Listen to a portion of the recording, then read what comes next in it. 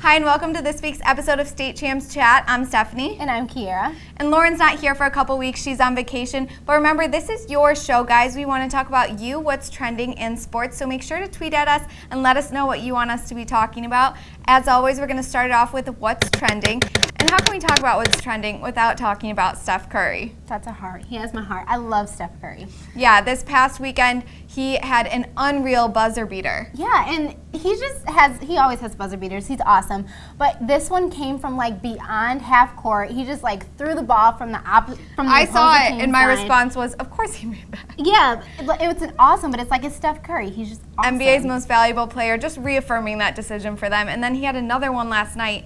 And after the game last night, his daughter stole the show. Yes, his daughter was on his lap, and just the cutest as a button, and he just seems like such a patient father. Like, she was talking, she told him he was too loud, he was getting up, getting down, and he's just like, she's a 2-year-old. Like, he just seems like a great guy. I love him so much. Yeah, he's just really contributed this series and this whole playoff run for the Warriors. And the NBA playoffs have been crazy, full of buzzer beaters, but I think he's really made some of them. He's like the superstar of this right now. He is right now. Yeah, watch out.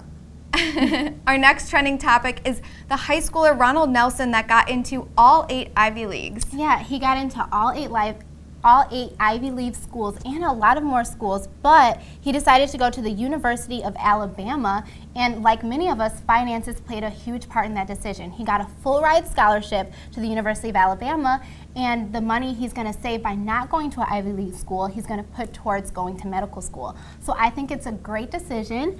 Yeah, I think it is too, and he also got into the elite honors program at Alabama. So in addition to finances, you know, Alabama's still a great school academically, but he got into all 8 Ivy Leagues, had offers from Stanford, Johns Hopkins, NYU, Vanderbilt, and WashU in St. Louis, had a 4.58 GPA, 15 AP courses, nearly a perfect score on the SAT. He is an all-star, and I think this is really great that he came out and brought attention to the issue that, you know, a lot of people have financial issues, and you can't always make a decision based on what school is the best or what you thought you might want to go to. Everyone has these problems, and Obama is starting a new program to help with that. Yeah, both of us are college graduates. We know how expensive college should be. She went to the University of Michigan. I went to Central Michigan. And Obama has this new program that he proposed where people would be able to go to community college for 2 years for free. And I actually went to community college my first year, and my credits transferred. So it's awesome. I think it's so good, and it's helping a lot of people who may not be able to afford college to go.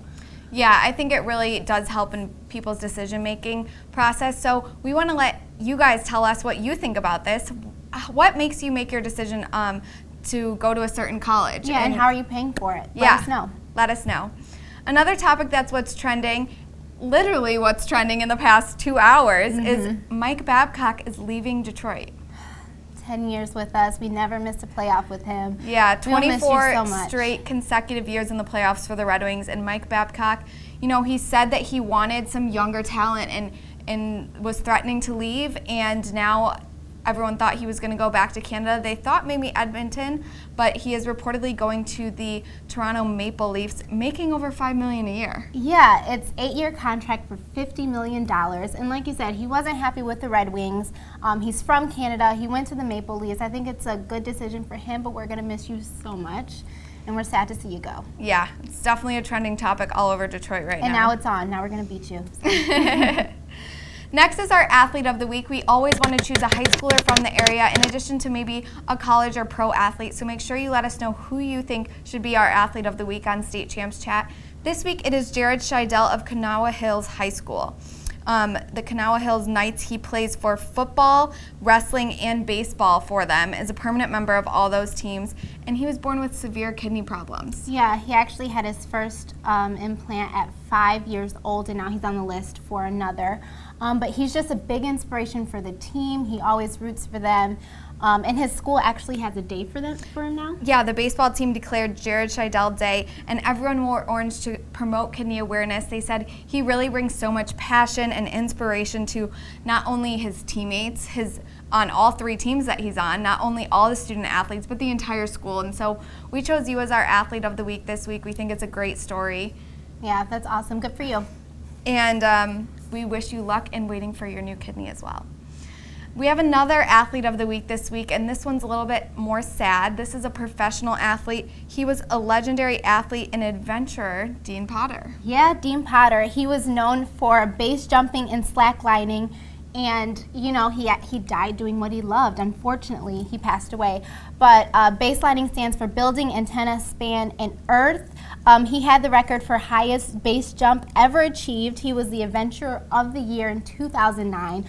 So he's a thrill junkie, and you know, it's sad that he passed away, but I really think he went doing what he loved. Yeah, he was known for his disregard of basic safety features, but I think that's what made him happy. You know, that made him who he was, and that made him a name. Yeah, I actually seen a video of him base jumping with his dog, which was cute. So he was doing what he loved, but we chose him as our second athlete of this week because we think that's a great story, that you should be doing what you love. Exactly. Next, we're going to talk about hot topics, and this has been a hot topic around the U.S. for the past few years now, and we're going to talk about school bullying. MTV just released an article saying that the National Center for Education Statistics released a report showing that fewer kids experience bullying in school. First of all, I think that's awesome. I think that goes to the media doing a big push for bullying. You know, it was the movie that came out, I think, a few years ago. Ellen had a huge campaign. It's the No Hate campaign. I think that has contributed a lot to lower bullying statistics, especially with cyberbullying. I think it's so important that that keeps being in the media, that anti-bullying should definitely still be out there. They say that boys experience a little bit less bullying than females. Boys are at 19% and girls are at 24%. Does that surprise you at all? It doesn't really. I think that girls can be a little mean, especially growing up, a little judgmental. It doesn't surprise me. Those are still pretty big statistics, though. Yeah. I mean, nearly a quarter of the population is experiencing bullying. So it's really important for you guys to be aware of this, your parents to be aware of this, administrators and educators to be aware of this. And, you know, the internet, social media, this is a place that bullying breeds. And so it's also a place that you guys should spread awareness against bullying. Yeah, and if you are a victim of bullying, just know that it gets better. I don't know if you ever experienced it. Not much. Yeah, not much. I did a little bit when I was younger. Actually, some people even said that I was a bully. I don't remember that part, but it does get better. And if you are somebody who's lashing out, you know, make sure you check yourself. So. Yeah, it's an important cause.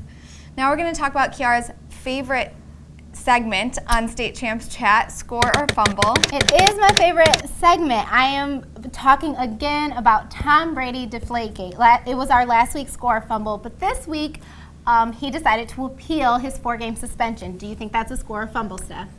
I'm kind of torn, but I think it's a score, honestly, because the NFL Players Association just decided to appeal the NFL's suspension of Brady. And that's why we're talking about this again, because now that they are appealing it, I honestly do think it's a score, because one of their main arguments is that there wasn't a precedent set for this. There's been so many other things that have happened recently where players haven't been suspended 4 games, and that's one of their main arguments. So I'm going to say, you know, why not dig a little deeper into this?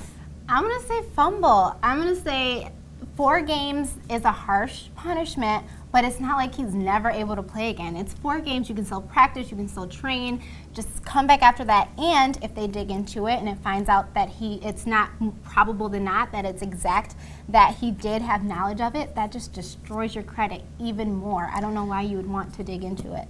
I don't know. The appeal must be heard within the next 10 days, and the NFL Players Association officially appealed this and asked for a neutral party to hear the case, and the NFL said no. Roger Goodell wants to meet personally with Brady. So that's going to be an interesting conversation between Goodell and Brady. I'm not sure that's how it's going to go down, but I think that's interesting. What's surprising to me, we talked about it a little last week, just today they said that they appealed it because it was incomplete, incorrect, and a lack of context.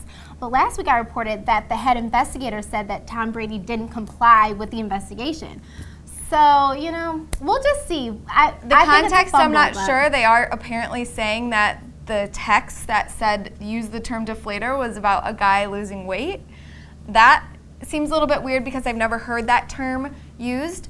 But I'm interested to see what happens with this. And fans even created a GoFundMe page to help raise money to go toward the Patriots' $1 million fine. I'm going to say that it's a total Fumble. Are you kidding me? How do they even know that the money is going to the Patriots? That's what I think. First of all. And second of all, do you know how much money the NFL makes the Patriots make? Don't spend your hard-earned money on, like, helping them. Yeah, I don't think that $1 million fine is going to hurt them that much. So I'm guessing you're going with a fumble on that too. On the Fund Me page, I would say fumble because I don't think that's the best Use your money idea that for tickets to go to fans the have game. ever had. But very interesting. Passionate though. I'll give you credit for that. But still no. Brady jersey sales are up like the highest they've ever been Oh, right of now. course, So of fans are course. not lacking in passion. If course. anything, it's growing right now.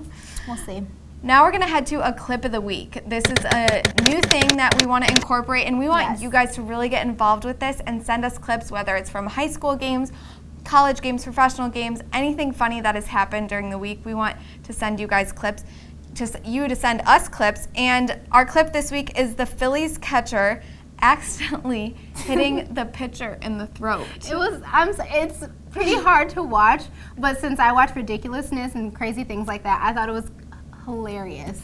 Well, it's funny now, especially that he ended up being okay and finishing with six shutout innings. Yeah. So I always was. say it's funny once you know that everyone's okay. And so it is pretty funny. This is a pretty good clip. I don't know what he was aiming for, if he thought he was looking at him, what was going on. I don't know. But It's this funny, is though. a good pick for the clip of the week this week. Make sure you send us videos. Yes. State champs this week, just a reminder, it is on Sundays at Fox Sports Detroit at 9 a.m. And I have a feature this week on the show about the MHSAA Student Advisory Council. They have a bunch of students that help them in their policy making, which is really cool that they get the students involved. So make sure to check that out. Also make sure to check out the updates in our UAW Chrysler Baseball Player of the Year contest, Softball Player of the Year contest, and Lacrosse Player of the Year contest. And don't forget that tomorrow, Thursday, May 21st, is Red Nose Day. Yes. Last week we celebrated it on State Champs. I wore a bright red nose. I didn't participate, but It's for a good cause. for a good So cause. make sure you guys head and get your noses to celebrate that tomorrow because it's a really great cause. Every nose goes to children living in poverty. So it's a great cause to make sure you support that, and you can still donate even if you don't want to buy a nose or there aren't any left. Yeah. You can still donate to the cause. So and I think you get the red noses at Walgreens. yes. So You can find them at Walgreens. They have them all over, though. Thanks for watching this week's episode of State Champs Chat, guys. I'm Stephanie. I'm Kiera. And remember, this is your show, so tweet at us, and we will talk about you, what's trending, and sports.